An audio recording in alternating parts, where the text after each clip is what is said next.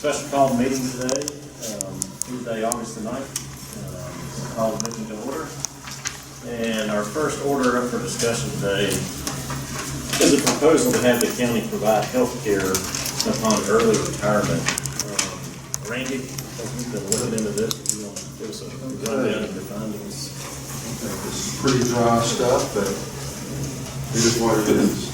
The board had asked me several months ago to provide a proposal. This is simply a proposal to have the county provide health care to retired county employees upon early retirement to bridge the health care gaps between early retirement age and federal Medicare eligibility.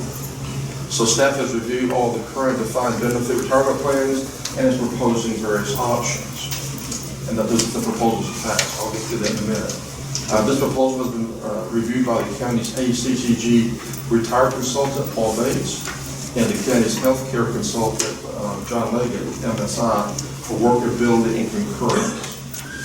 So they have looked at it. So again, this is the first run of a proposal to make sure we're going down the road the board wants to go down. If this proposal is accepted, it can be placed on a future agenda for formal consideration. Again, this is simply a proposal to get a dialogue started to see if the board wants to go down this road as requested. So, okay, going down the proposal. Okay, the county has two defined benefit plans. We're going to talk, the first one is the non-contributory plan. Okay, the other one is the Rule of 75 plan. Okay, they're two different plans, but they're both defined benefit. Not to be confused with the defined contribution. Defined benefit. Okay. The county has two provisions that are currently in place now and have been for many years. The current provision is up for retirement. We have a current provision, normal retirement age is 65, with 5 years vesting service with the county. If you are age 65 and have 5 years invested with the county, you can retire and receive full county retirement benefits under our DB plan. And since you're 65, you're also eligible to receive Medicare health care benefits. So you turn 65, you have 5 years with the county, you retire, you get full benefits the county offers, and you're eligible to receive federal Medicare health benefits. Okay? So that is the normal retirement age, no problems, currently provided for many years. The next one is what we also currently provide. You can have an early retirement age of 60 with 10 years of vesting. But if you retire early at 60, employees receive a reduced retirement benefit of about 10% for each year of early retirement. Okay? We've been offering that for years. So you got normal retirement, 65 and 5 years vested. And you got early retirement, 60 years and 10 years. But early retirement, 60, is a reduced benefit. Okay? We've been offering that for decades. Here's the kicker.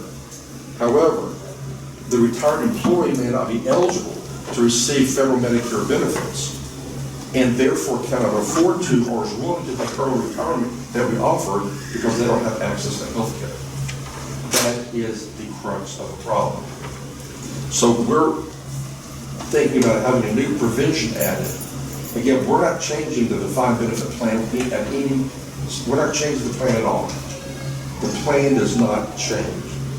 We're simply offering as an option, if an employee is enrolled in the county's health care plan prior to retirement and takes the early retirement option to have a continuation of health care coverage, the county will pay 50% of the retired employee's employee-only health care cost, medical and dental, vision is paid 100% by the employee, like it is now, of the county's health care plan that is in effect, that all other county employees receive until the retired employee reaches Medicare eligibility or upon death, whichever occurs first. So as an incentive to take early retirement and to bridge the gap between 60 and 65, which is Medicare eligibility, the county will help pay for some of the health care cost. where that retired employee can stay on the county's health care plan. The county pays half, they pay half. Employee only, no dependent payments. Okay? So based on the current wage, which is United Healthcare plan this year, the cost of the retired employees at 50% is only $370 per month, or about $4,500 per year annually. That's 50-50. County 50, employee 50. Plus the employee would pay a nominal fee of $4 a month to administer this program. But as the cost of the healthcare plan changes, so will the cost of the retired employee. And then the next bullet point, dependent coverage. If you have dependent coverage when you retire, you can continue dependent coverage if you want to at 100% paid by the employee. But dependent coverage is very expensive at 100%. It's $14,000 annually for spouse, $13,000 annually for children, almost $21,000 for family coverage based on the current plan we have now. So, the last bullet point, the savings to the county, if all 15 employees took it that are eligible to take it, would be roughly $486,000 savings. The savings are based on the assumption that the replacement employee is at a high rate of pay, and the new employee begins at the lower rate, a lower rate of pay, beginning pay grade. So that is the assumption. Can we get employees now at the beginning pay grade? The answer is no. But so existing employee, high. Replacement employee, lower. That's the assumption of all the savings. If we hire new employees closer to what the existing employee made, the savings start to evaporate. So there is some assumptions here. So that is all I have to say about the non-contributory plan. Any questions on that portion? So employees can retire at 60. They always have. And we have a lot of people taking advantage of this. Some employees retire, jump on their spouse employment coverage. Or they go to the open marketplace, Obamacare, and jump on that. Or there was one other one.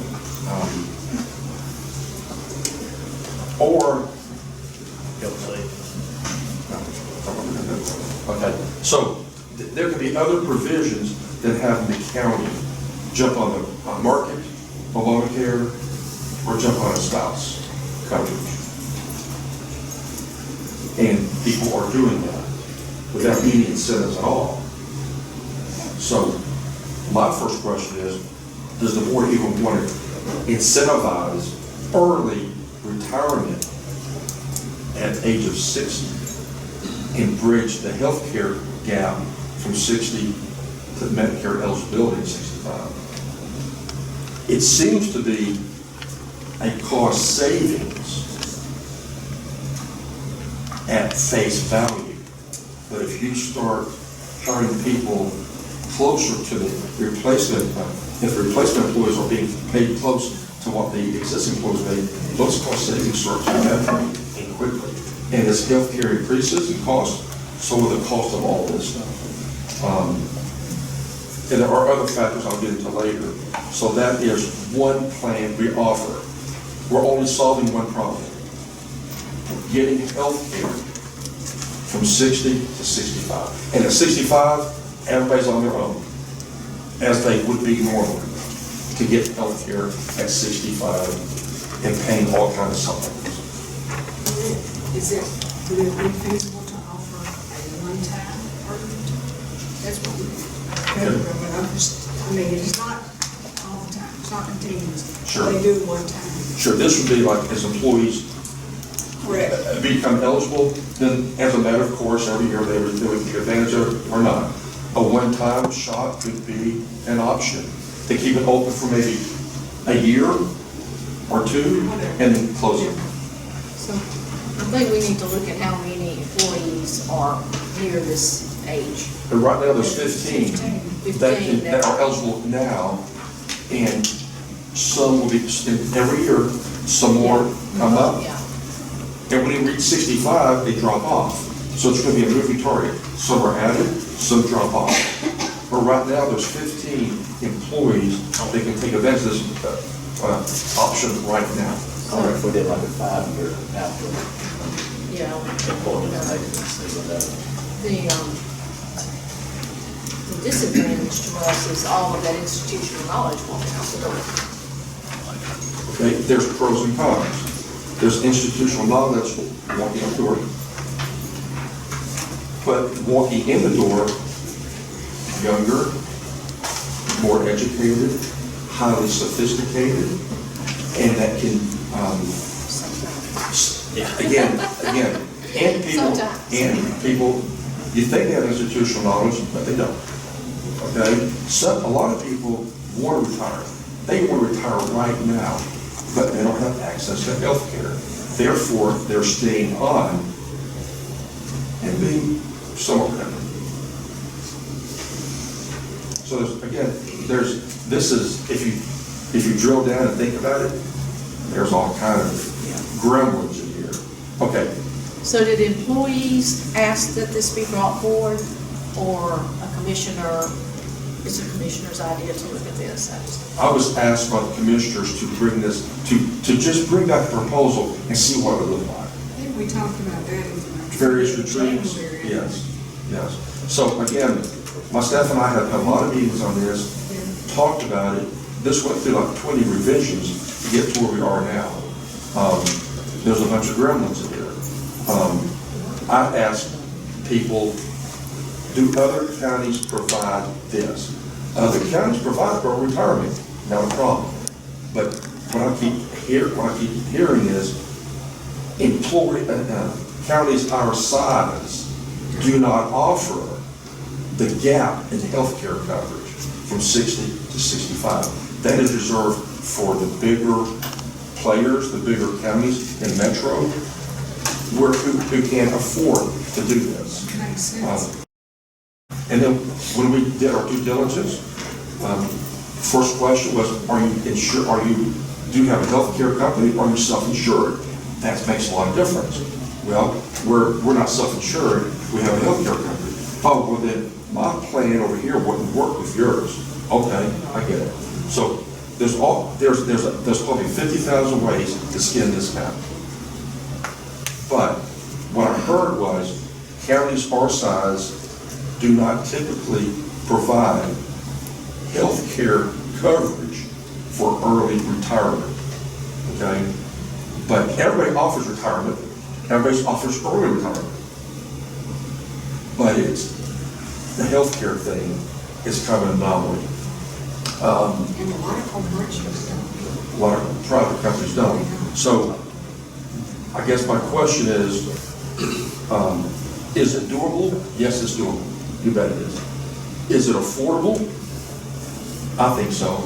It could be maybe, at best case, we save $500,000. But at worst case, it may be break even to get retired employees out the door and new employees in. Okay, so that is the non-contributory plan.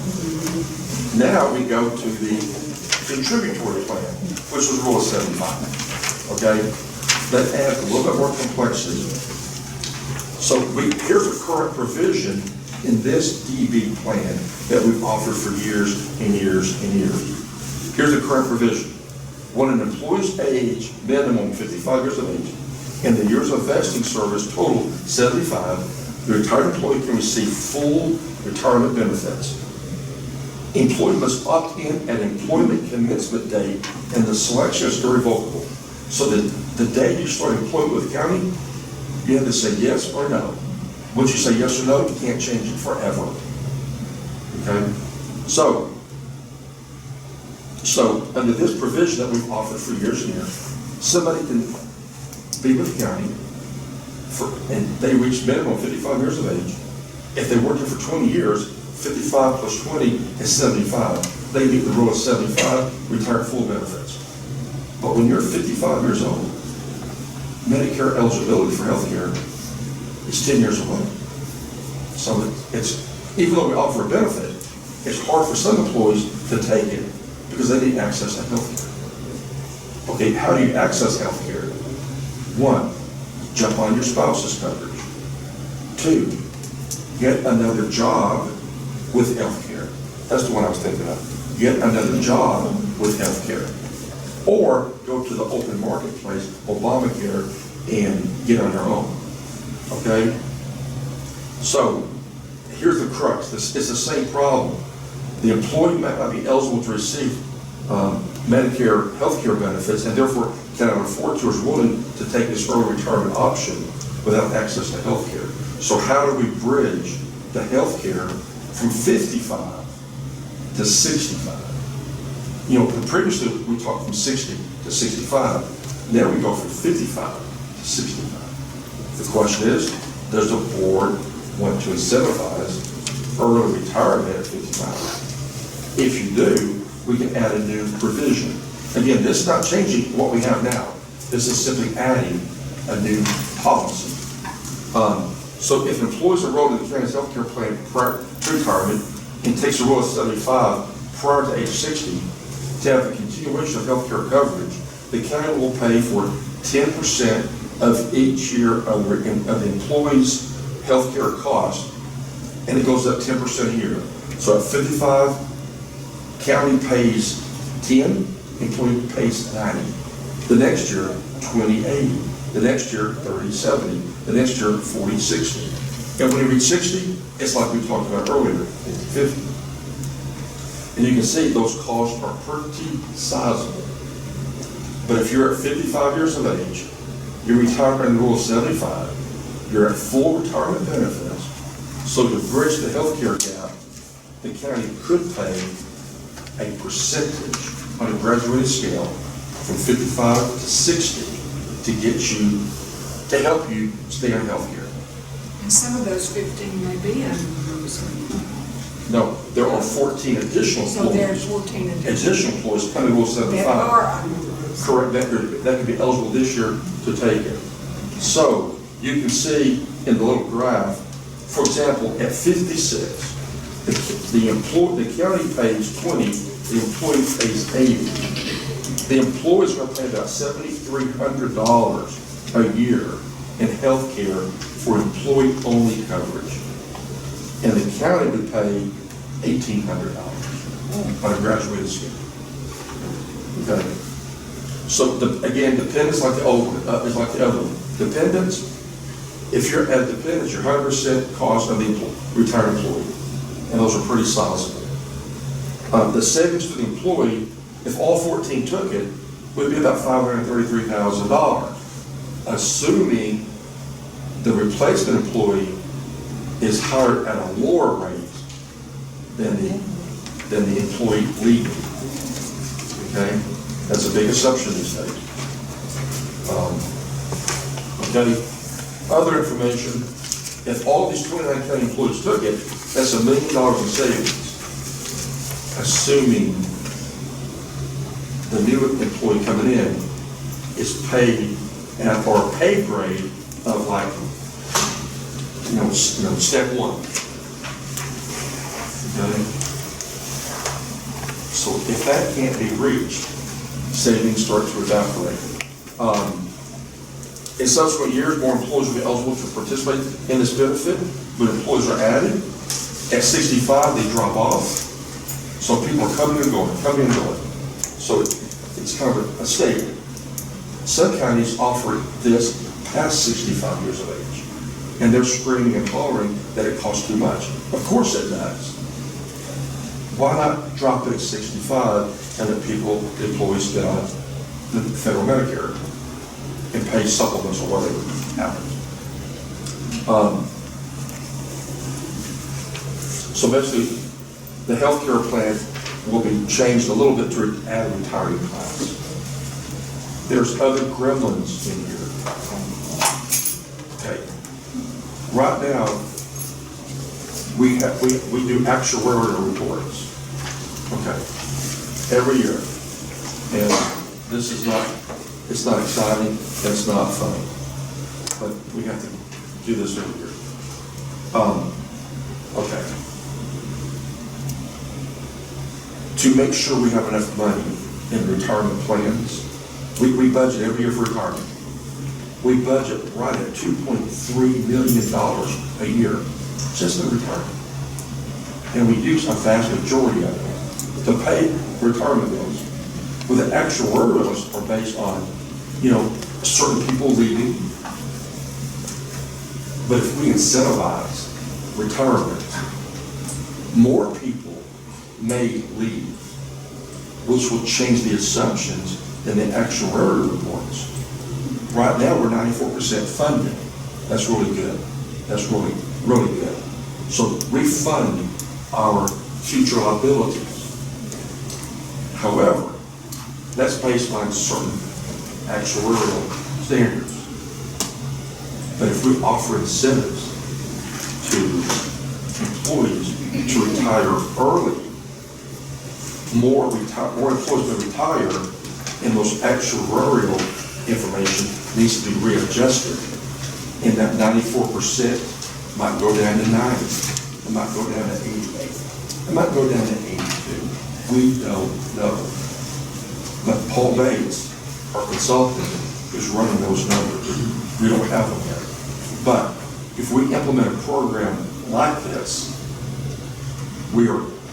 more employees are on the retirement plan, in theory, which will change the actuarial assumptions, which will impact our contributions in the future. Okay? And with more employees on the health care plan, and maybe their dependents, that's going to impact the claims history. And with a poor claims history, it's going to impact the health care cost in the future. Did I cover it enough? Are you comfortable with it? I think so. Okay. I think the big question is what number Paul comes back. So I think Paul's going to run the number to say, if all of these 29 people took this and left, what would that 94% turn into? Would that 94 go down to 90% or 88? And what does that mean in real dollars? But again, these are future liabilities based on assumptions that may or may not happen, but we need to run those numbers. So again, this is just a framework that we've talked about, that we've vetted. I put it on the county manager's listserv. All the county managers of the state, we all are part of a little chat group. When you ask a simple question, like, how much do you pay the coroner? You get 65, 70 answers. Because that's easy to answer. How much does your fire chief make? How much do you have a good RFP for an architect? That kind of thing. People, 67 responses on those easy questions. Guess how many I got?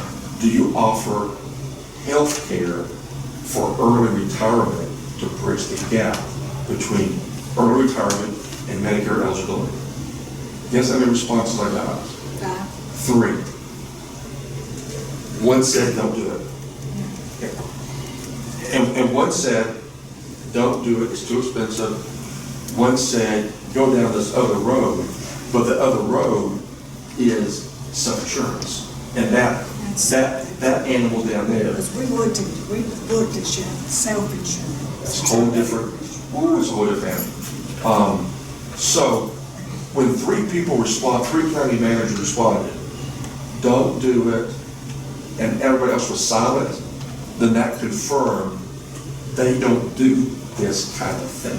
I'd like you to ask Paul if he has any numbers or if he has any feel for what major corporations or private entities are doing as far as the non-contributory, the defined benefit.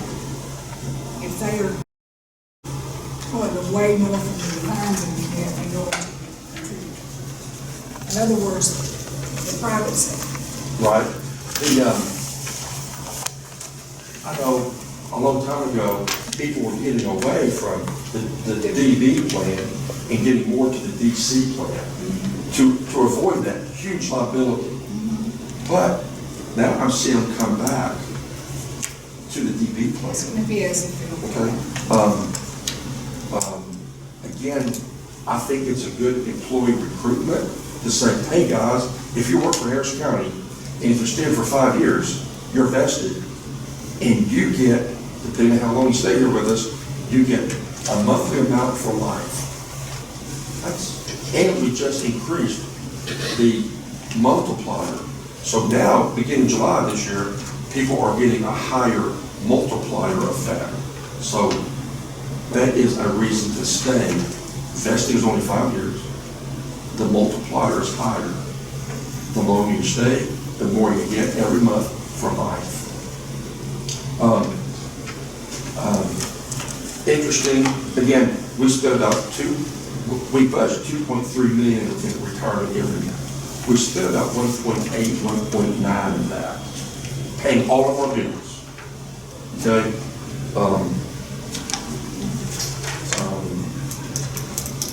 And again, these assumptions, there's a ton of assumptions in here. There's market risk, the economy, if it goes bad, these costs go up. Interest rate risk. If the interest rates go down, which they are, we don't make as much money on this revenue, on this investments. Therefore, we have to pay more. Okay? Longevity, people living longer. What if we incentivize all these people and they all retire and they live until they're 104? The county is shelling out all kinds of money. Okay? And that's happening now. There's a few statistics that I thought were very interesting. Again, we just didn't throw this together in a weekend. We have been working on this for 3 or 4 months, multiple meetings, talking a lot of different people. Okay. The average salary for 2022 of Harris County employees is $51,540. So the average salary for county employees in 2022 was $51,540. Last year was $47,757. In 2020, it was $40,000. Why the increase? The city energy study. We knew all that. So in 2020, it went from $40,000 a year to $51,000 a year, which changed the actuarial assumptions greatly. Okay? But we knew that. What's the average age of a county employee in 2022? 46.6. Last year was 45.6. And then the previous was 45.8 and 45.3. Average length of service is 10.2 years. So the average employee here in Harris County is a little over 10 years. The previous year was 9.8. The previous year was 9.7. And then 9.2. The length of service is increasing, in my opinion, because we're giving employees more benefits. The CVOG compensation stuff, better health care, better retirement, more options, that sort of thing. And that is turning into higher retention, which is good. In 2022, there was 112 people retired. 112 people retired. 189 were vested. And those numbers are increasing every year. So there is the proposal to provide health care at early retirement to bridge the gap between retirement age and Medicare eligibility. Food for thought. Think about it. We're going to get those numbers from Paul Bates to see how the actuarials would look. If these things, making some assumptions, how it would all pan out, and we can bring that back at a later meeting. But do we want to go down this road? It's up to you. When did Paul think he would have some numbers for us? But with any consultant, everybody's busy. Yeah, I'll see you in 30, 40 days. So, but again, it's the age 60, reach early retirement, and then at 55. So do we have to do any of this? No. Can we do some of it? Sure. Can we change the percentages? You bet. It's simply a policy. Clint, you have any? That's pretty much it.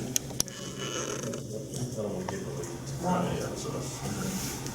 Yeah, Clint can get in the weeds but we need to get in the weeds, and we got in the weeds. We just want to get the board a framework to see how this could work to help the employees retire earlier and incentivize them to do so. But there's pros and cons on each side. So that's it. Do you have any questions? If you do, call, come by. Let's think about it. All right. Thank you. I guess we'll move on to our second item. And the use of our second installment of the federal ARP funds. And, I think you've been working on the list of some items. Yes, and here they are. So the county did receive installment number 2 of the federal ARP funds of $3,422,000. So, and this money has been put in the budget. It's already in there, $3.42 million. The federal law says these funds are obligated by December 31st of 2024 and expended by December 31st, 2026. So we have time. So staff is recommending that installment number 2 be used to design and construct an elevated water tank near State Route 315 and I-185. That's about $2.6 million. Extended Hadley Road water lines, that's $350,000. That's an issue budget. And partially construct the new EMS volunteer fire department facility in the business park, $472,000. So of the $3.42 million, this is how staff is proposing to spend that. Were there any discussions about how this money might be used to extend broadband, other ideas about broadband? Yes, and we're partnering with Diverse Power for broadband. We have a lot of money in installment number 1 for broadband that we haven't used. It's sitting there to be used. What was that? What's installment 1? In fact, I thought we used most of that money. A great chunk of that money. Well, broadband in the city we used to be able to go for the actual, for the grants and everything. That's right. To be honest with you. Well, they had like over $500,000, I think, if my memory serves, of just for broadband. Well, grants are one thing, I get grants, but the need for broadband in the county isn't going away. And grants take a long period of time, so much we can take them. 2, I think there's other ways, and I think I wrote some of those conversations about how we can bring broadband to the county and be able to utilize these funds, to me, a little bit more efficiently, directly. I would really, there's another question behind broadband itself is we are also looking at another audit of our 911 system, our radio system too, right? So that's something else there that we definitely need because one, everybody expects to pick up the phone and be able to get 911 services immediately. So that's something that is high on the list as well. Yes. So were either one of those considered? Yes. Guaranteed? Yes. Then where do those fall? Well, the board will get a report from TUSA real soon to say we need to go to a different way, get away from Tetra and go to a more traditional 911 system. But that's going to be between $5 and $8 million cost. Yes. Right? but that 3.4 won't even pay for all of that. Okay? And we have these other needs staring us in the face this year and next that are more immediate. As I told everybody all the time, you could put a pile of cash right here. You could put $1 billion here for broadband. And Harris County would not know how to spend it. Harris County would. We don't know how to spend it.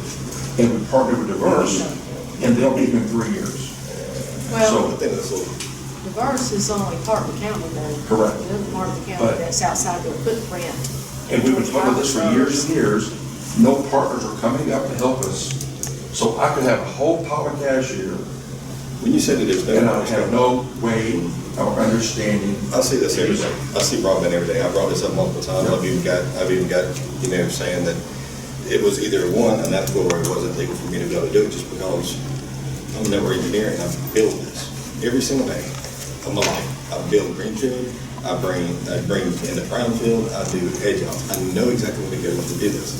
The way that we do this, yes, I understand that there's a gratuity clause for the state of Georgia, but doing it through a different avenue, different route, going through the federal account that we have sitting there today, there's other ways we can do this that directly impact the county. It doesn't have to go through grants, it doesn't have to use another partner from EMC in itself. And I brought those up multiple times. I even come up with some designs, even brought people to the table to talk about broadband and how to partner. I brought that up. The biggest thing that I have with this is either we need to get serious about doing this, and we need to legitimately sit down and discuss how we're going to move forward. Because the way that we've approached this in the past, to me, it doesn't work. It doesn't. And there's ways to do this. I would really like to start us to try to figure out and reconsider broadband in this, because that's what ARP, funds were predominantly at first, when the rules first came out, was for 911 services and also for broadband. And everybody knows I'm passionate for broadband, so it's one thing I see a way that we can do this. I really do, but this is two installments. It's $6.8 million that we put money into it for a grant. Any resources on the ground. Well, but like Piedmont, for example, Piedmont subdivision. They did their own. 170 houses. They took care of themselves. They had the personal village. responsibility, went to the open market and solved their own problems. If the public thinks that Harris County, with its meager resources and lack of technical knowledge, is going to take $3.4 million and put it in more than 2 subdivisions, it's not going to happen. No, it's not that. You We don't don't have have the to technology. You don't have to use money that way. That money in the way, basically, I thought people brought it up before, that we can partner with the builders. I guarantee the builders would love to be able to sit here and promote, hey, this is a broadband ready I haven't development. seen any yet. I haven't heard from one We developer haven't really in the last 2 we haven't years. reached that subject really to bring that to the table and sit down and discuss it. But with I this, haven't been a part of that. but with this, an elevated water tank, that's facing us, we have to pay 2.6 in the next 24, 36 months. So if we don't use that from this money, that will be a GFA loan or general funds. What is your To be honest with you, that resolution has been taken care of with the agreement back in the day when it first got accepted. But that's 100% transparent where I've been since day one. Has the county not built every water tank in the county? Pretty sure it is. Pretty sure. But this water tower was a previous commitment that we can't get out of. I get it. Could have, should have, would have. It's facing us that we have to build in the next 24, 36 months, and it's not funded. So I thought this would be a good way to fund this mandated project. So if we didn't have this money, we talked about how we would fund that one tower. Design this year, so we're going to do. We've got about this budget. And then remind what the future funding we discussed without this money. GFA loan, as you said. A GFA loan would be appropriate over, 10-year notes. We could utilize our PSA. Waterworks is not an option. They don't have that kind of sizable money. So it would have to be a debt instrument. As And it far as would that be utility. repaid by all the water customers in the county or specific to the ones using the water tower? Special tax district. It would. It's being used by the water customers. It should come from Water Works. And we raised the rates this year, but it's not going to cover that kind of expense. But So I would say a GFA loan. A GFA But loan. also by doing this water tower, that also allows for commercial development in that area, which you have to have the storage capacity for water for fire suppression. And with that commercial growth, you should also increase your tax. Your taxes are growing, so I think it's, and I say the water's, I mean, we might not agree with the contract that was done years ago, but I think with this particular money. I think And it's also, wise that- the EMS volunteer fire department facility, we opened bids out yesterday. We got money in the budget for $3 million. It's more than that. Well, we're over about $360,000. So they said, well, how was the overture be paid for? Well, boom, here it is. And how long have you been working on that, the road going? Oh, Forever? 3 or 4 years. Yeah. And so this is a way to pay that, or if not, water customers will pay that, and it will stretch waterworks department's budgets even more than their stretch. So again, these are my thought process, and all these are good ideas. They're all great ideas. But I'm facing immediate cost of the EMS building at the next commission meeting. I'm facing Hadley Road, that's being permitted right now. And the commitment to pay for the water tank these are all staring me in the face today. And right now, they're not funded real well, and this would be a great funding source for the immediate needs facing me this month. The MSBFD facility we gotta have, I mean, I can see, I agree with that, Hadley Road in itself to finish that out for, to be able to extend the water lines to that side, I agree with that, but it's hard. I mean, on that water tower. There's a lot of needs, not a lot of resources. I mean, broadband is something that, as we look at this, I mean, it's a utility. I mean, that's exactly what it is. People work from home now, not by choice. And that's how they pay their property tax. So you work from home to be able to pay your property tax. So to be able to do that, you got to have broadband. We have kids out there all over the place. We saw that during the pandemic. They had to go to local schools, we had to set up hotspots, to be able to go to restaurants, to be able to use Wi-Fi, to be able to do their homework. I digress. Well, I think, we were looking at Jeep loan, which is up to 20 years. Restructure can't be. And 15, 20 years. And it's very low interest on the Jeep loan. They're creeping up. What does it say now? Do you know? A GFA loan, At least 4 or 5. Yeah, but it's changing every day. So we couldn't just say when we do this much interest, but, if we had a broadband plan, which we did beg for, to say this is how we're going to do it, we could add some cost to it, because I don't want you to use GPO for broadband, but we can use GPO for water tower. yes. I would prefer that you and Bobby get together and him design out how he thinks broadband could be implemented, for us to look at that, so we could choose between broadband and water tower. I mean, he certainly has the knowledge to do it. I'm not capable, He's I mean, capable. honestly, I'm not that smart to do a technical plan. I have no idea how to even start. He could do it. I've already designed, in fact, I think I brought design. Just so we would have an option, so we could say, well, here's a plan for how perhaps we could use it for broadband. We know we have this water tower need and all this, but we could do the water tower with the Jeep line. So let's look at those two and see if there's any way And to Because right now, we're getting a GFA loan right now. We're going through the process of getting a GFA loan for $3 million to extend US 27 water lines. And we could piggyback this on that GFA loan also. I don't have a problem with that. I personally like this. I guess we have a consensus or something. Because next, on August 16th, the EMS volunteer fire department facility is coming, and the way I was going to pay to fund the overage is through these funds.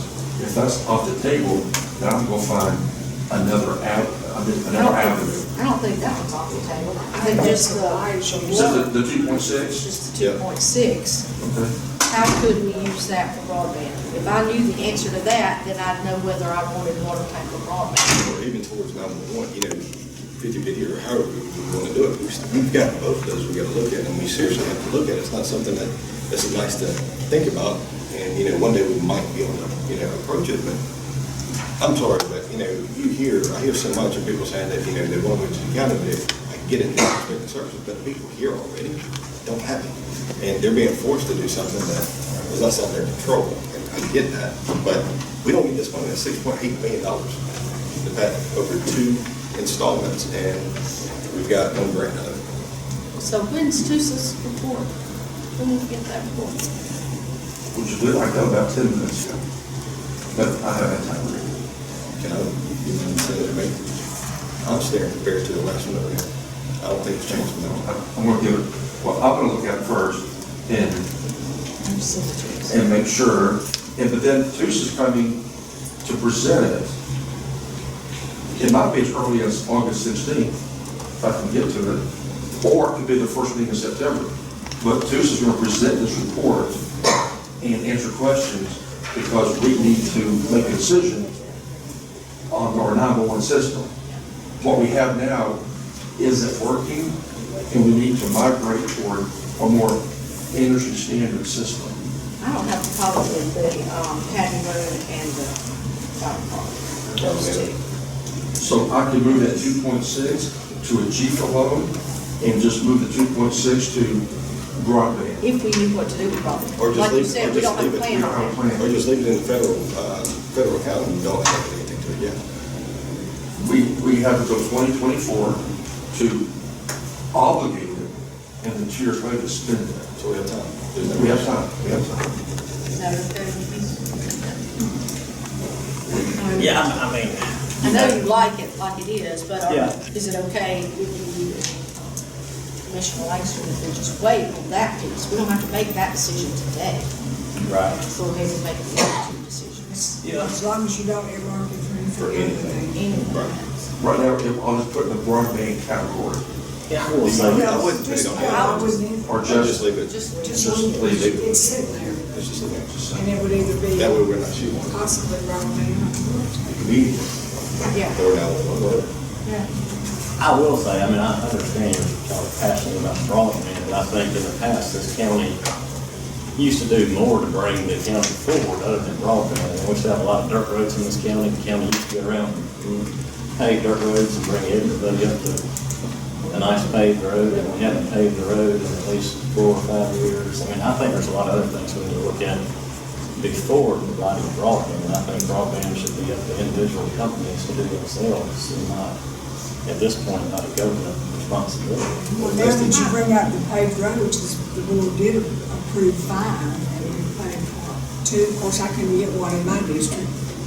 There were all kinds of issues. We've done 1 in 5 years. Yeah, and the board did approve that, for 5 roads to be paved. And But that's not.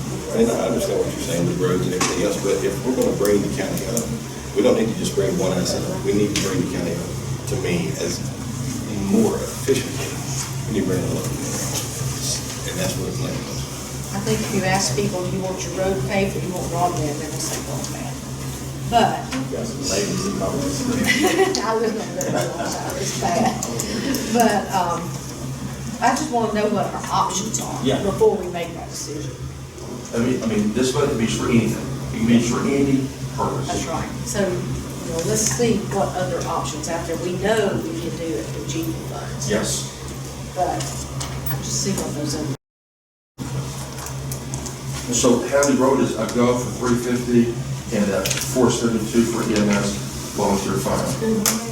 And the 2.6 was leave it blank. Until we have to. Very good, very good. The next thing is, the IT full-time position. We got one in the budget for $53,000, starting benefits. Meriwether County was going to share that. They pulled out. They go, we thought about it. It's time to sign a dotted line. No, we're not comfortable anymore. So they backed out of this agreement. So we would like to, the IT department needs a full-time person, so to have no budgetary impact this year, hire this person full-time in January, and there'll be no budget impact. The next year will be, again, a full-time person.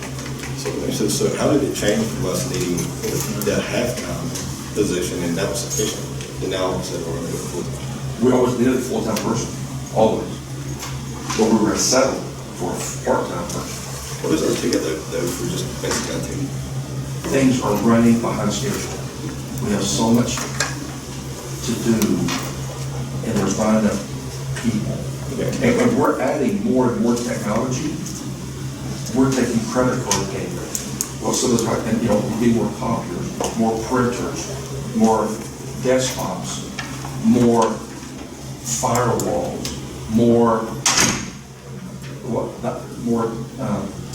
office buildings, more surveillance cameras, more just more of everything. By adding more buildings, we got to add more IT capability. The website. I want a website done 3 months ago. IT people just can't get to it. How many do we have For in example. the IT department? How many do we have? 2.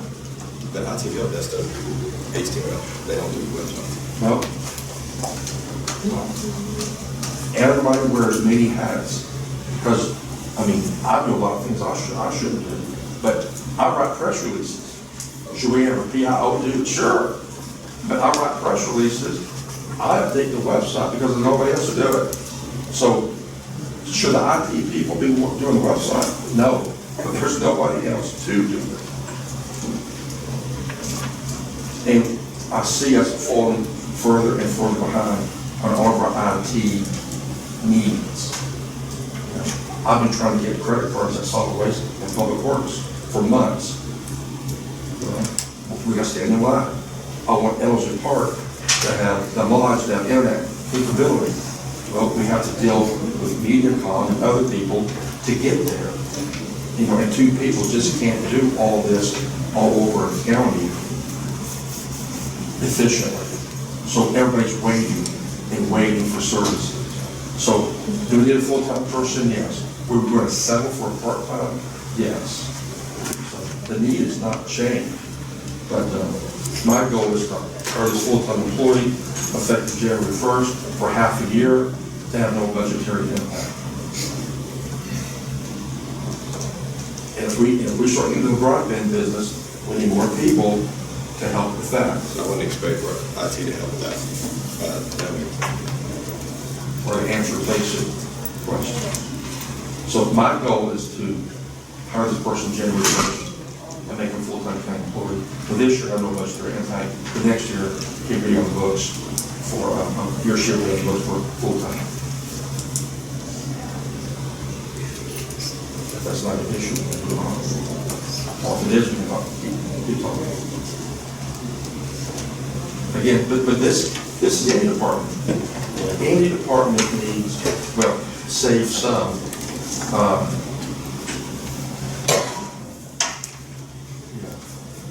Needs more folks. Then, number 4 is somebody else.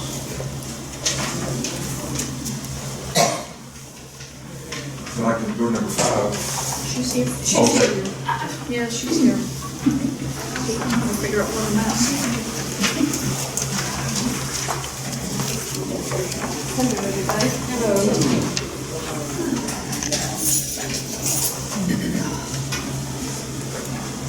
I had asked for this to be on the agenda, and many people may not know that Sherelle does not answer to the county manager. She's a direct report to the Board of Commissioners. And we hear all the time about issues with elections all over the country. And so I just wanted you to come and talk to us about the most recent election and how it went. Did you have any problems? Are there any barriers that you see from us continuing to have smooth election processes? What are some things you need? How did it go? And just kind of give us a general overview. I don't want us to be on the front page of the paper and then they say, y'all never even asked for to come and talk about what happened at the election. So, I mean, overall, the primary went well. We always have the issue with voters going to the wrong precinct because a lot of them just remember coming early voting. So they just automatically assume that our office is their precinct, which it's not, but trying to convince folks is a little different. But as far as the poll workers, they do an election maybe two, 3 times every other year. So, we retrain them every year. Most of the time it sticks. We just have some minor issues, first thing in the morning, setting up the equipment. But, between me on the phone with them, Richard running around, and my board members running around, it runs fairly smoothly on all of that. And then throughout the day, it's just answering phone calls with the voters most of the time. We did have issues with the phones first thing that morning. I had gotten with Alex about, because our phones, undoubtedly they know this, only rings from 8 in the morning until 5. After that, it goes to some generic voicemail somewhere. I didn't even know about it. But, so I got with him prior to it and told him, I needed our phones to ring by 6 a.m. I prefer not our phones ever go to that generic phone number. Because, we do work Saturdays during early voting, we have to answer questions. But that morning, he said he had set it up, but undoubtedly something went wrong and it didn't. So from 6 to, I don't know, probably about 7:30, 7:45, the office phone didn't ring. So whoever called in, it would go to a voicemail.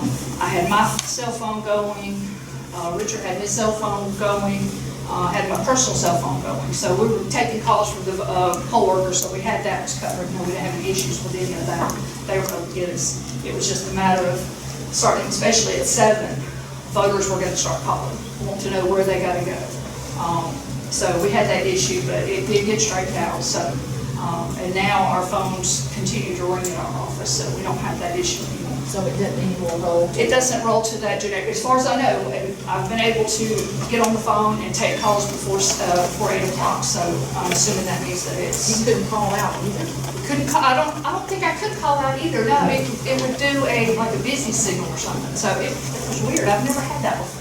Even the old system didn't have that like that. But that's just, I guess, the new improved ways of going. But IT fixed it. IT fixed it, yes, we did get it fixed. And then I had an issue with my phone not working for a week on my desk, and it took a week, but we got that was during the runoff. IT fixed it. Finally, yes, it took a week for him to get it, but he did finally, after emailing you twice, or copying you twice to it, he finally got it fixed. System though, right? Yes, it is. Everything He's made this. It's under warranty, right? Everything he's made this. But It yeah. wasn't broke. It wasn't broken.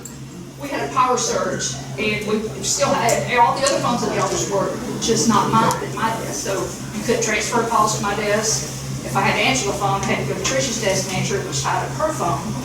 So, but he got that fixed. So, I mean, as of right now, phones were good, we're great.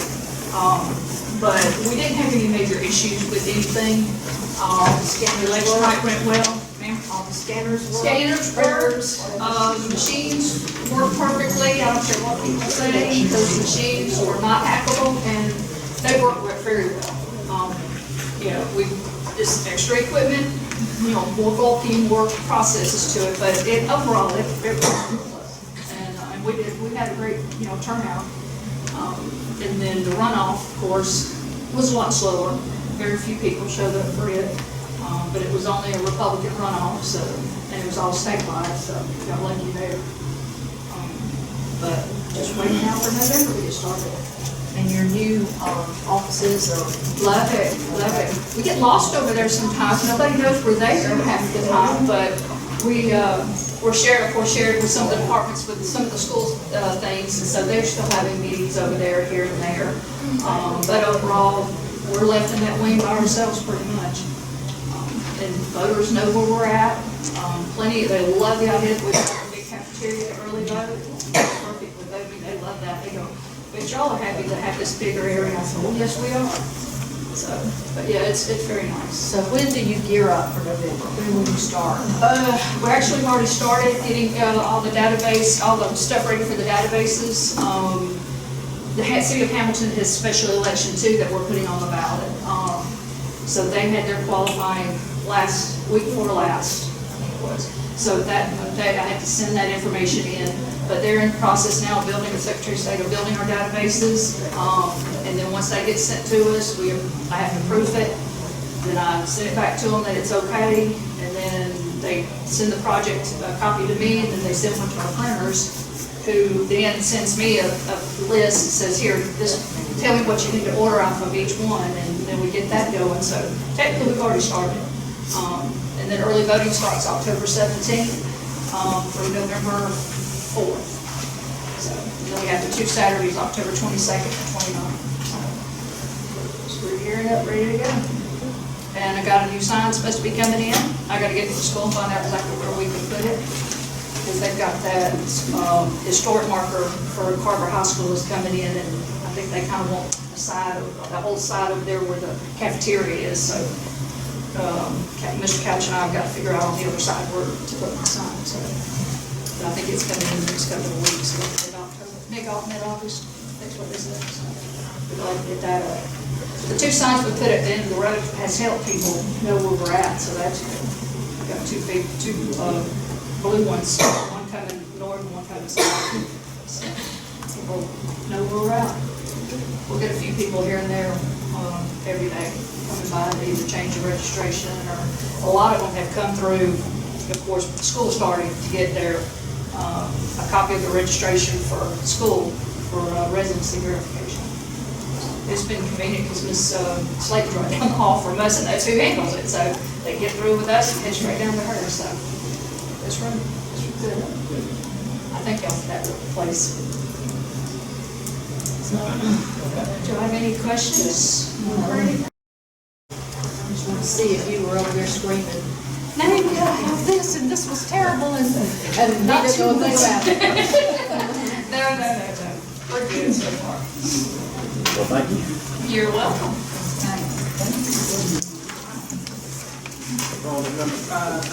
Okay, the approved SPOS 19 budget contains $1.2 million to contribute to public works facility.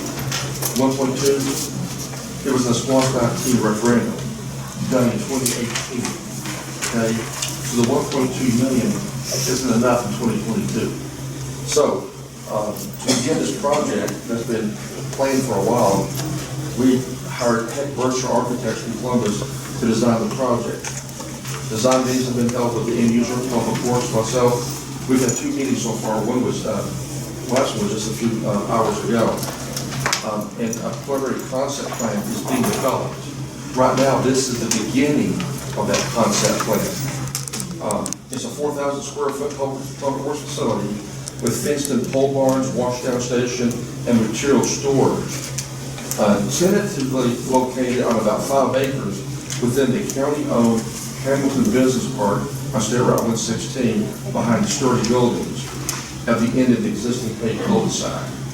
So we want to make sure we're putting it in the right location, that there's no issue with putting it within the business park owned by the counties and the County Development Authority. The estimated construction cost is about $3.2 million, but again, we're going to bring that down through revision after revision of the concept plan. So we're still working on that. But eventually we'll come down to a concept plan that we all like, bid out the project, construct, and completion around late 2023 if everything goes well. You can see what maybe the front facade of the building would look like. That's again, it's a 4,000 square foot rectangular building, metal roof. It's pretty basic. at the end of the cul-de-sac on Hamilton Business Park and Water Oak Way. You can see kind of, the building, public parking, employee parking, pole barns to protect our investment in heavy equipment, pot storage areas, dirt storage, gravel storage, everything like that. The next page is, the 5 acres within the business park. Right now, Public Works is working out of one office, and they have been for many years. There's no room to have a meeting, there's no room for anything. So it's really inefficient the way we're doing it now, and this will be much, much, much more efficient. Was the original plan to put it in the business park? Where was the original site? We didn't have one. I mean, we own all of that land across the road. Why would we put it in the business park? Mike, that's where his burn pits are. That's where a lot of his pot storage is already. And so that would be near that. Where? Any of the property that we understand, if we got a business park to attract business, hopefully in the future it will grow. I feel like we're taking away from the facilities. It's an option. I thought the same thing. But the business park has been here for 10 years and we've never attracted anybody. There's always tomorrow. There's tomorrow. But we don't have any place across the street that's 5 acres. Why would we need 5 acres? I mean, it appears here you're using about half of that. But the design concept is getting, now might be 6 or 7 acres. There's a bunch of material, storage, pipes, a lot of pipes, a lot of gravel. So what's going to happen to where they're currently located? All of that space? Nothing. But right now, it's I not mean- enough land to put a facility that we want, that will last for 25 years. What does Ronnie say? He has to work it. Mike, Mike, yeah. What does he say? Mike wants something. He just wants something. Right now, he has nothing, literally nothing. He wants a building where people can have a meeting, a lot of pole barns to park all the stuff underneath, but he wants space and for all his storage, all at one location. I was going to say, is it more efficient for him to be there? It's more efficient to be on one piece of property. I would think. But that property could be anywhere. But at the business park, tucked way behind there, it wouldn't attract, it would be hidden. All this pop and gravel and dirt would be hidden. Plus, they use it all the time over there for burn pits, a lot of pipe storage, so it's close by. Does it have to be there? No. It can be used for more commercial, yes. If we move it, we'll probably have to buy some additional land. But we can do that. I don't want to detract from the potential commercial. We can move it out of the business park to somewhere else, I mean, 5 to 8 acres. our whole push, even with rooftops and everything else, we would say to drive commercial. And then we're talking about detracting from commercial space. And we're about to have an economic development person who I hope is going to market this. I think we all agree it's a project that needs to be done. Oh, yeah, absolutely. That's why I wanted to y'all to say, if you don't want on the business park, the answer is no. So we'll move it to another centralized location. I'm not from the heart, no, I just want to know that that is the best. Yeah. We'll evaluate other sites. When we looked around, So how many acres they have right there where they are? I mean, I know they've got to work while it's being built. it's so that's behind, not ideal. it's sandwiched between the prison and the Fire department. vehicle maintenance. Oh, yeah. In a low area adjacent to a creek that sometimes floods. Would be the reason for you? What's the reason, sir? If you notice, just a lot where it is. Oh, you mean where it is now, or where this? There's, Because it's in a business park. So I don't know if I want to put a business next to rock and gravel and pipe and all of that. We're going to look at alternative pieces of land. Okay.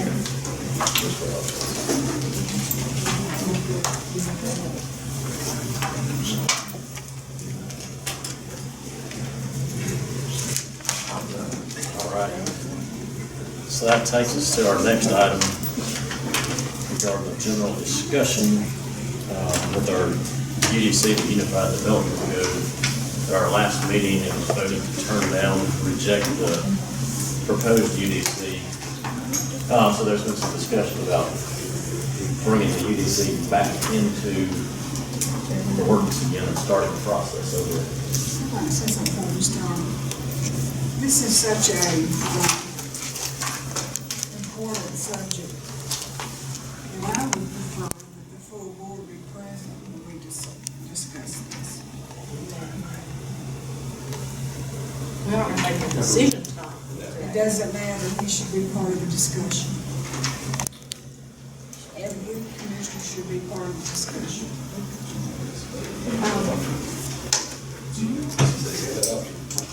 No, wait a minute, Commissioner Howard just said he had that option. When we scheduled this meeting, he sent an email and said he could not be here at the time we started, correct?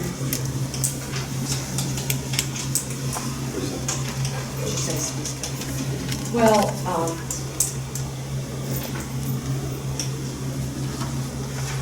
if the consensus is that, then I would say what I'm gonna say. If he's not here, then I'm gonna say, but, so we need to decide, are we gonna talk about it without him or not talk about it without him? Give me 5 minutes to call it. Second, yep. See what he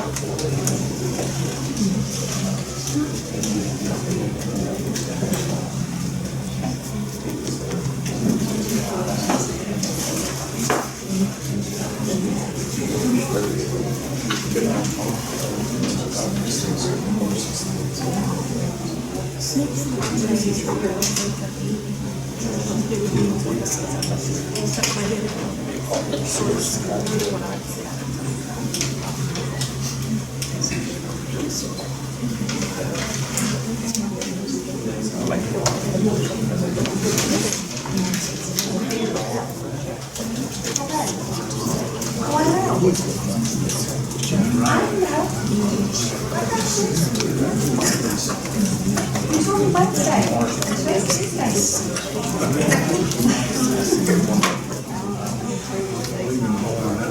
I'm too busy chasing these today.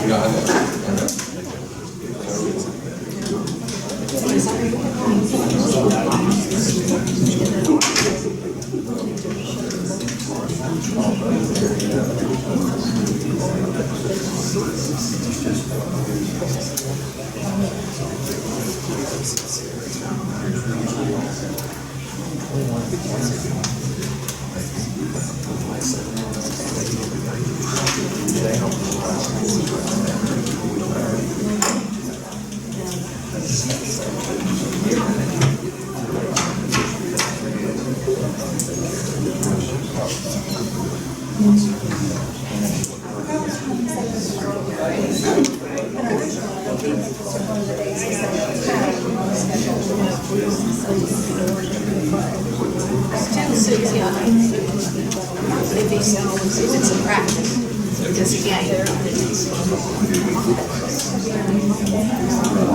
I don't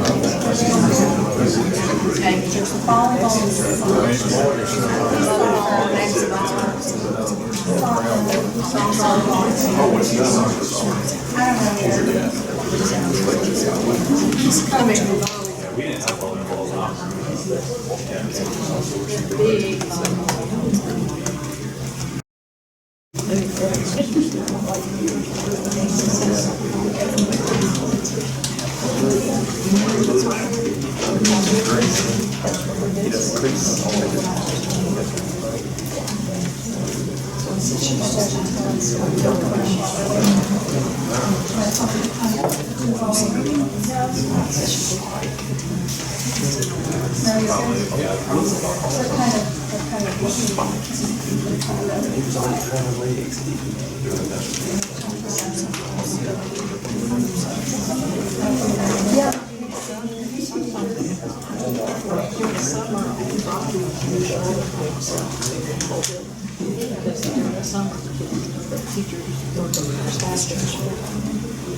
Twelve to 15 minutes.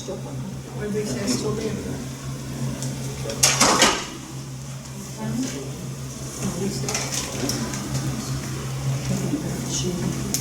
It's a small meeting for recess and show. It's here provided. Yeah, well, I think. All right, turn away.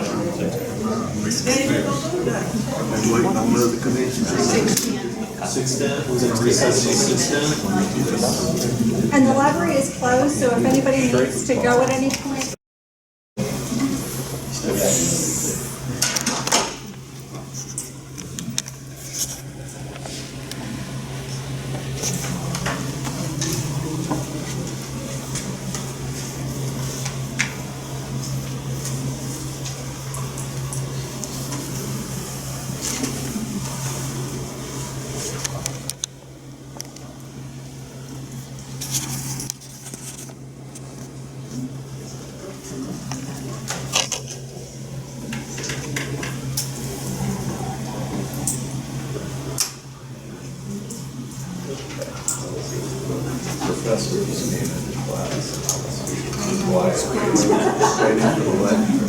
I mean, I just have left all the kids.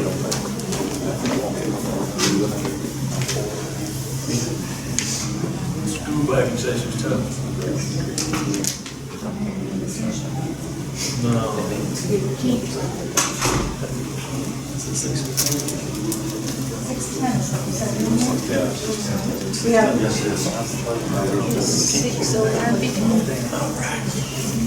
All right, well, we'll start our meeting back up now. Commissioner Grant was able to make it. And so this will take us back onto our action item this evening, which was a general discussion regarding the Unified Development Code, the UDC.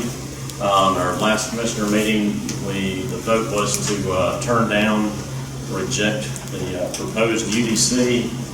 So there's been a little discussion about possibly bringing up the UDC again and reintroducing the entire process and going through this process.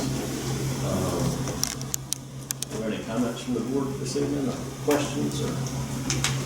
I have a question, or maybe, are you gonna read this one? Or can I go ahead and ask? Yeah, go ahead. I've asked the question, why are we bringing this back up to have it ready to go by next Monday? What's the rush? What's the reason for doing it by next Monday? To submit the application to community development from the planning commission to hear it on September 24th. Indirectly to your question, whenever I voted for this, to vote this down, I wasn't intending for us to stop the UDC and this in itself, whenever we had our discussion on Tuesday, there was a lot of people that came to the table with us. Now I felt like either one didn't get complete information, two, either one, we're getting misinformation, three, I felt like they didn't have the chance or didn't have the complete understanding of what really was going on. That this was a finality, which it wasn't. The UDC itself is a living document, can be changed. And I wanted at that time in my head where we were going, in complete transparency, was to be able to have another public hearing, or in this case, this would give us 2 more public hearings, with the possibility of having some work sessions beforehand of the planning commission meeting and the commission meeting to address any concern, bring up any information that is not available to them today, and to be able to let them air out their concerns and their fears. That was my whole reasoning. And to be able to vote yes or no, if we voted yes, we pushed it through, we didn't take into consideration what their concerns were. And my idea to this is I wanted to have another conversation. I did not want to kill it by any means. I wanted to keep going forward. But to be honest with you, I wanted to vote it in. I wanted to vote for it to go in Tuesday.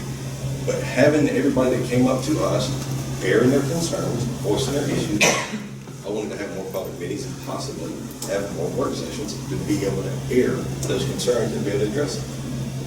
That's why. So that doesn't answer my question as to why you want to explain that. Because this right here,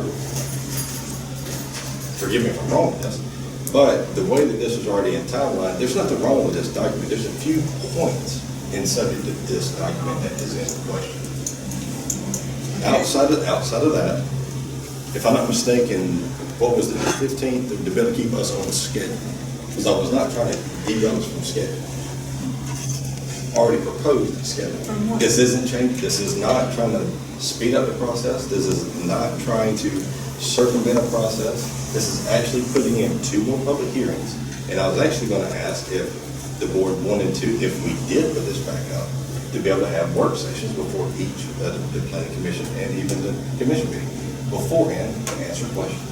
Can I ask our county attorney that the motion, as I understood it the other night, was to approve? Was to approve the UDC as presented, that's correct. As presented.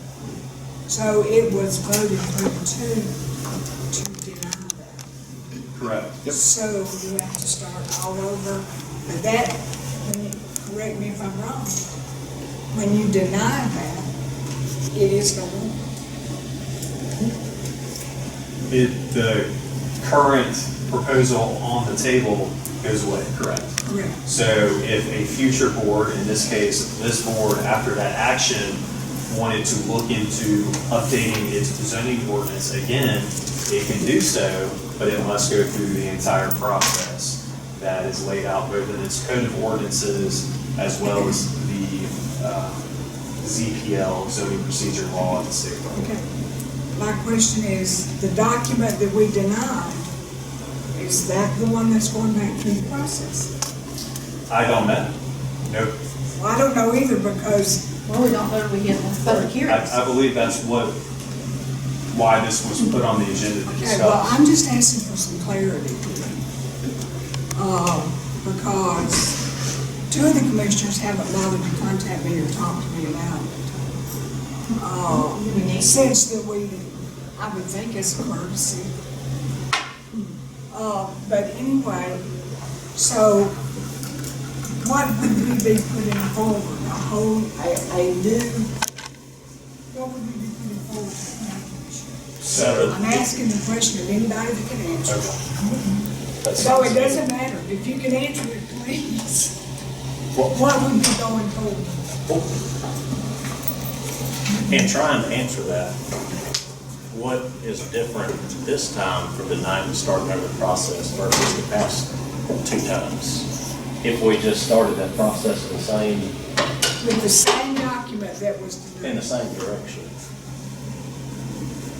Start the same process. With the same document. I understand the process. I'm asking, what are we gonna put forth in the process? And so it's my understanding from what I've heard secondhand is that this was put on the agenda tonight to discuss the possibility of submitting a document to go back through the process again. Whether that's the completely identical document that was denied, or if it was a document that was 90% the same, but with some modifications based on public input, that is up for this board to decide tonight or whenever it wants to. So the identical document could be put forth, is that what you're saying? That is correct, just like it was put forth 2 times before after it was denied the first time. But it was put forward then because we made the motion to deny it and to put it back through. That's not what this motion was done. This motion was made to approve it, it was denied. It was not denied to put it back through, it was denied.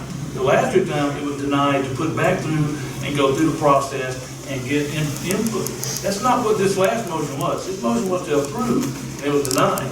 If we go back and we're gonna do these redos, then we ought to go back and redo some of these other things that I don't agree with. I mean, that's what this is a redo. And one board cannot bind a future board. And Yeah, that but is we the your same prerogative. board, we're the same board. This ain't another board, it's the same one. It is, but it's another week, and a majority of the board can't act as it deems fit. And so if there's any item that you would want to bring up for reconsideration in a different form, that's a board member's prerogative.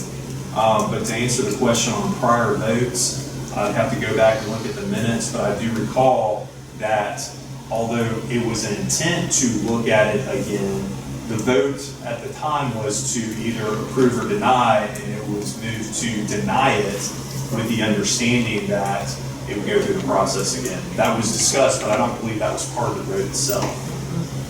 Well, I mean, you know, you might be right, but I believe that's what we talked about. That is not what we talked about this last time.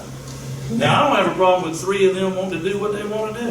I didn't have a problem if the three of them would have passed it last time, because you know what? I voted my conscience. I can't help somebody didn't vote theirs or they messed up. That ain't my fault. I did what I did. And I'm not one voting. But then I guess you don't vote your conscience. Since it No, wasn't I conscious. absolutely do. But No, I've had- I mean, let's see, let's go back to the impact fees. I wanted to put that thing off and got told no, then it got denied and got told we had to wait 14 months. Who said we had to wait 14 months? That's what I've We're been getting off told. subject, we're getting off subject. So. No, we're not getting off subject, we're talking about voting. You're talking about impact fees, and that's two different things.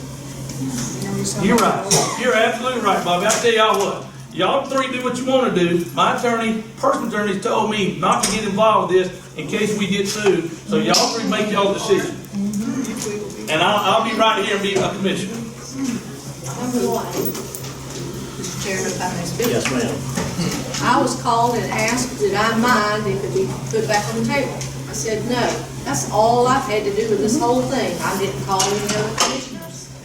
I was asked that question, I said, no, that's all. I'm ready right here to put it back on the table.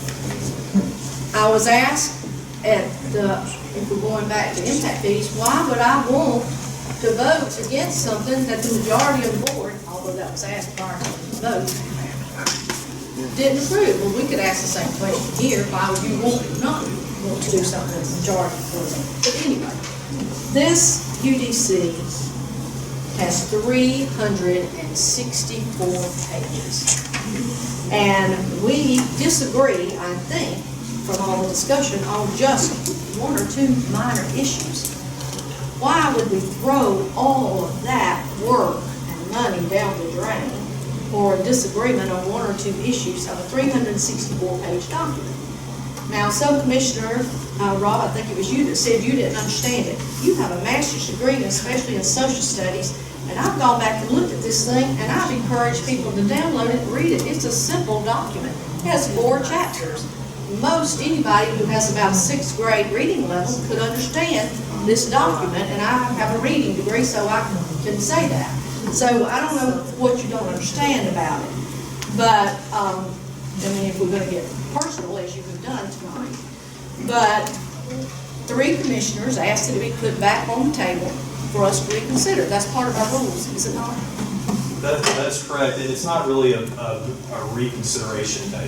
The board reconsider during the meeting in which it was denied. It chose not to, but again, the board with a majority vote has the prerogative to do what it wants to do within the parameters of the law, correct? So when I asked at that meeting why we couldn't put this off and come back and revisit it in January, or come back and revisit this when we did our comprehensive plan, I stated that in the meeting, that night. Nobody wanted to do it then, and I brought that up. Can we put this in the comprehensive plan? And I got told no. And I asked that question. I don't recall you making that motion. I didn't make a motion, I asked a question. If I'd have been told I could do it, I would have done it as a motion. But I got told, no, it was denied. I got told it was a dead document. So I didn't make that motion that we come and put in the comprehensive plan, but I've said that multiple times, that if we're gonna have these problems, why don't we do it with the comprehensive plan? Or why don't we wait till January and let it die down and come back and let everybody get a new fresh breath on it? I've said that, and I said that in the meeting. And actually held up the document and asked the question, could we still use this document if we waited to the comprehensive plan? And I was told it was a dead document. So the answer is you could use that document again in the future if it went through the process and passed. So we could take that document and use it with the comprehensive plan in conjunction, or we could wait and do it in January. Correct. Again, this is a policy decision for the board to make, and it can choose when to do it and how. But again, to answer your question from the last meeting, yes, it can be brought up as long as it goes through the process set forth in the county's code of ordinances and under state law under the ZPL. So this is a special call meeting, so we can vote. So, Mr. Chairman, you need to take a motion. So, I've been working on this along with all y'all for over 2 years now. This is a very important document to help Harris County. And I get that some people might want to put it off till January, but by golly, I'm not going to be here in January. And this is something I've worked hard for a lot of time in, and I'd like to vote on it before January. So, I'd like to see us put this back through the system. Okay, so what is going back to the system? To start the process over. But you have, in order for them to act on something on the 21st, they have to have a document, do they not? So if we can start with the document that we have now, as this goes through the system, that would give us time to make any changes to that document. If you go to, you can't do that. I would say though, I think it's in the board's best interest to work through the items that it disagrees on before going through the process, or at least before it's submitted to public hearing, so that you actually have a public hearing on the document that you intend to vote on. Because otherwise, if you have a public hearing on a document, and then after the public hearing decide to tweak it, then arguably constituents didn't have the ability to come voice their concerns because they didn't know what you were voting on. And so it's always my recommendation to my local government clients to go through the public hearing process on the exact document that you believe you are going to vote on in order to comply with state law. Now, so we bring up the current document that we have in a work session, and call the meeting for further discussion after tonight, that we can come up with a new. So we can decide what we're going to do on September 21st. On what, September 21st? You have to, Prior to September 21st. but you have to have a document, do you not? August the 15th. If you're wanting to go through that quickly, the answer is yes, you have to submit something as an application. Right. The board doesn't have to go that quickly, or if it does go that quickly, it can, but I believe you have a called meeting tonight, if that's the intent of the majority of the board, it needs to vote on an actual document that it wants to push through that process or submit to that process.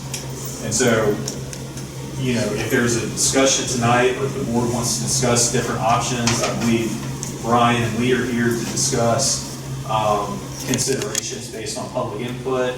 That's for this board to decide. Brian, I want to ask you a question about the mobile home issue. You and I have talked, and I asked you how many mobile homes came into the county last year, and I believe you told us 7. And 2 of them, I think, were on pre-platted lots less than 2 acres in Melody Lakes. I think that's what they're talking. And then there was one on like a 5-acre lot. And then I think all the others were 10 or more. Correct. So the argument, based on last year's information, that we're hindering mobile homes. We only had 7 last year, and all of those were on 10 or more acres except for 3. So I don't, I just want the public to know that's the mobile home discussion, I think, is one that's irrelevant, really. When you're talking, we only had 7, I don't know how many we had the year before, but very few are coming into the county. And then the other issue that we talked about was the 10 acres. And I think that's the sticker for our discussion. That the individuals who came to us in the public hearing, most of their concerns were on lots less than 10 acres when they were talking about dividing. So right now, they can only divide their 10-acre lot in 2 5s. But If they have road frontage, they could do 5 2s. 5 2s. So right now, and in the new one, they could have 3 acres. As Division 2 Meeting Counties. And another question I've been asked again this week was about inherited land. And of course, we said the probated will determines that, not code ordinance. So that answered that question that they had. And so now back to the process. If we meet the August 15th deadline, we could submit the application, the document that we currently have the public meeting, have a meeting of us to discuss what the final document might look like. Then have the public hearings, and we could change that document any way that we saw fit before it's the final approval. Is that correct? Again, I submit to the board that it should not make changes after a public hearing. No. That's what I'm talking about. Okay. Submit the current document. Okay. Step 2, a commission work session where we determine what changes we might make. Step 3, take that with edited changes to the public hearing. Okay. That's That is the definitely process that we permissible. can do. And that's the process that I think we talking about.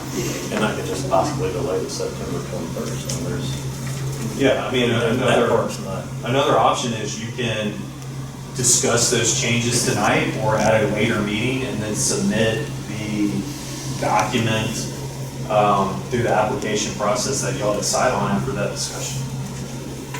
There's no deadline other than and again, I didn't make this last time on, but it's my understanding that was made in order to go through the process of the public hearings, and the advertising process is required under state law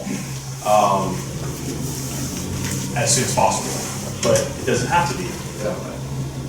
For you to still be able to vote on this topic, the latest we would want to submit would be in October. And then it would go to planning commission in November and back to y'all in December, first part of December.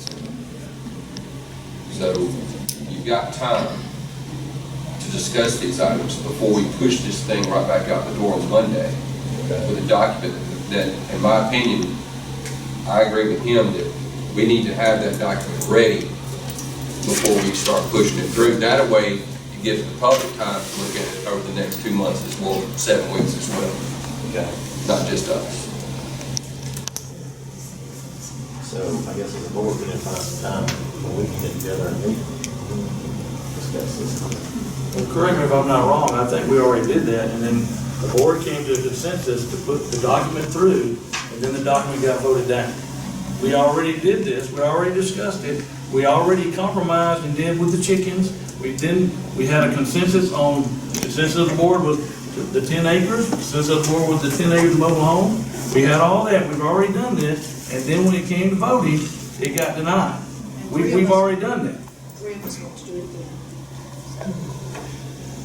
Yeah, I know we've talked about some changes, but I think there's more changes to be made. I've had some emails from people, I've had some conversations with people.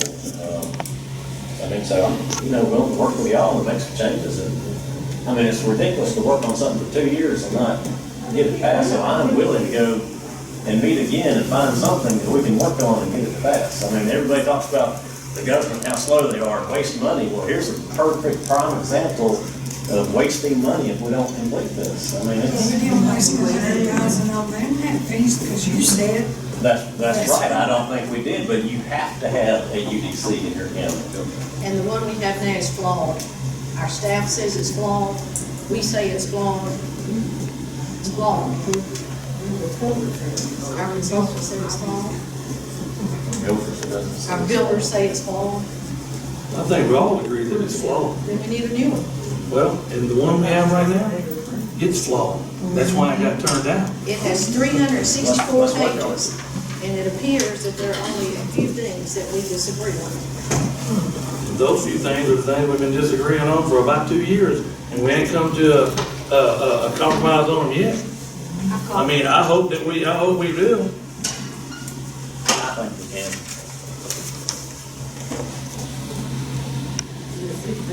I'd like to make a motion that we bring the UDC back to the table and that we go through this process of the board meeting to discuss and then the public hearings. Is there a second? I'll second that. what are the dates? What date? Yeah, that's The what. dates for the process. I don't know that we can make that August 15th. You said we got to what, October 4th? We can have to October. He has it, there's a deadline to submit. I know, yeah, what's the deadline to submit? If he still wants to participate in this vote, Oh, the last meeting that we would have to submit would be, or the last deadline would be about mid-October. And that would give us time to have work sessions, correct? We have work sessions between And now. there's monthly deadlines. Yes. This happens to be Correct. August deadline. We have September deadline, or the mid-October deadline. mid-September deadline for our promotion. And that would basically be mid-September for the application, and then mid-October for the planning commission. So, what would be that? If they submit in mid-September, September. mid-October is planning, first part of November would be. Yes. Yes. So for clarification, the motion is to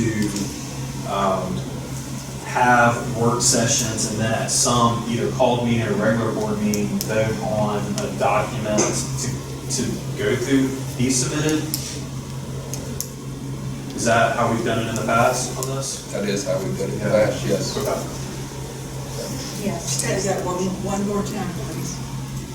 So the motion on the table, as I hear it, is to move forward with continued dialogue on a new UDC with work sessions and/or regular or called meeting discussions on it before a vote to submit an application through the zoning amendment process By September. by mid-September. And that would still give us a chance to be able to set up work sessions for the public to come in and give us, ask questions, and be able to give input. The board can set work sessions anytime it wants to, as long as it follows the Open Meetings Act. We have a motion, is there a second? I'll second that. Motion and a second. All those in favor? All those opposed? Motion carries. All right. Well, that is it. So we will adjourn this meeting.